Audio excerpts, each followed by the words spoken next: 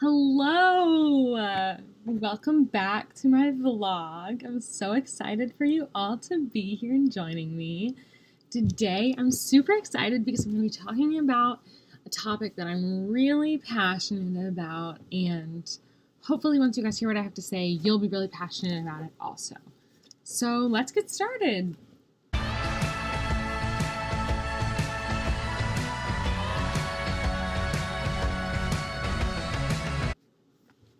Okay, so today I'm going to be talking and sharing a little bit about the semiotics of fashion. Now, at first, I know what you might think. I can't believe it. Grace, that sounds so boring. Grace, what does semiotics and fashion have to do with each other?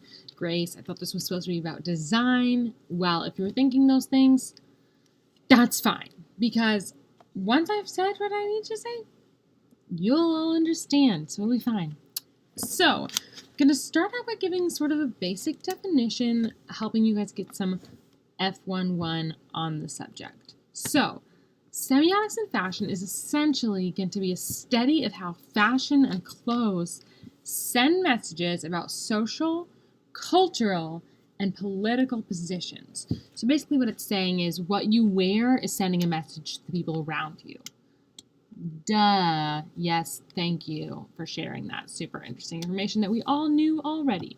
But it's good to just get it out there, let everyone know this is what we're talking about. That's what it is. If you think about it, it makes sense.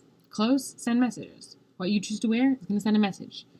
So essentially, and obviously in the topic of semiotics, we're thinking about signs, symbols, icons, then we're talking about index, all of these things. It's a big cloud. But clothing is a nonverbal sign that needs to be interpreted differently based on the context that you're in. So, quick example, the color white in clothes in America, usually people wear that on their wedding day. You see it as a sign of purity and cleanliness and maybe even like new life. But in some different cultures, such as China, it is seen as a symbol sort of death, and you wear it at funerals. So that's something where if you're in a different place, it's going to be giving a radically different message.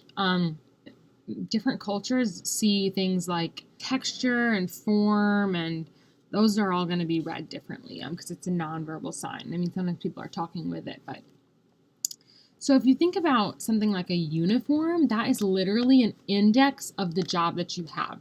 So maybe you had a job. I had a job in high school where I worked at an ice cream store. And so every day at work, you had to wear a hat with the logo on it and an apron. So that was kind of an index that I was working at the ice cream store because I had the uniform. Think about policemen. They usually are wearing some variation on the blue outfit that is immediately sending messages of security, authority, the law. And think about some other things. Maybe you have had to wear a uniform before. You could think about sort of cultural uniforms. Maybe the burqa is sort of an index of Islamic beliefs or practices, or certain cultural outfits that you automatically think of with other things. Maybe if they're wearing chaps, they're a cowboy, that could be something. Think about someone who's wearing all brand name clothes, like, oh, maybe this person is pretty well off, pretty wealthy, or wanting to appear so. And that's sort of a status symbol thing that clothes are going to be doing, sending that message.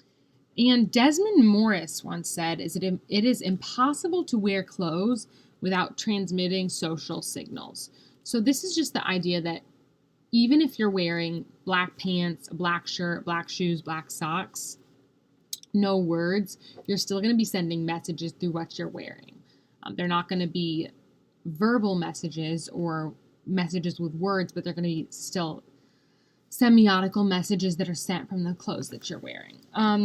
Fashion design is always changing, which is interesting. We don't live in a sort of static world where everyone's been wearing the same clothes for ever. And that's kind of cool because if you think about it, some things don't change, but fashion is something where the signs that are sent and sort of the messages that are sent are always changing, especially because of the cultural and socio-political context that they're in. That's going to change based on it. If you think about pants, back in the day, only guys wore those. And then women were like, we want to also. And now it's completely normal. But if you would see a woman wearing pants back then, it would be super weird and strange and not good. But because the cultural context has changed, that no longer is strange. It's accepted. And so the significations are always changing. You know, a simple pair of pants is going to mean a very different thing on a woman back then as it would now. So if you think about runway shows, lots of times the clothes you see there are much more symbolic than they are literal. So maybe that outfit is not actually ever going to be worn by a person, but it's more of a representation of the designer's thoughts, hopes, and dreams for this line of fashion to be like. And fashion, really, if you think about it, is an index of in time. So it's sort of sending messages about the time. So if I were to say, like, picture the 1920s, or picture the 1960s, okay, or picture the late 90s.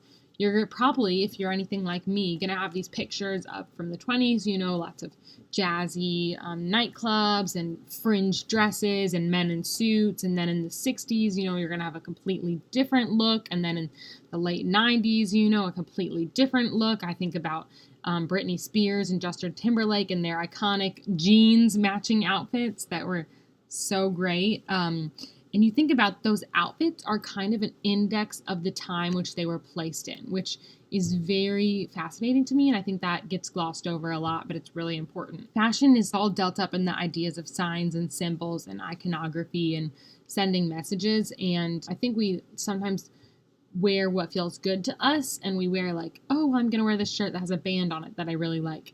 But we don't think about how even the outfits we're putting together are sort of sending messages about who we are as a person to all the people around us. And those messages are going to be interpreted differently based on where we are, who we are, what we look like, who they are, what their childhood was like, just any of that stuff. So it's really fascinating, sort of all the ways that the message could get confused, but also how it's transmitted. Yeah, I mean, fashion can even be used to sort of create class stratification, which is something that's really problematic, I think, and that would be really cool to see changed in the future, maybe more of a blending of fashion to support everyone and create more equality in the world. So that was sort of a 30,000 feet view of semiotics and fashion. I hope you learned something. I hope you're a little more interested, maybe open in the topic now. Thanks. Have a good night.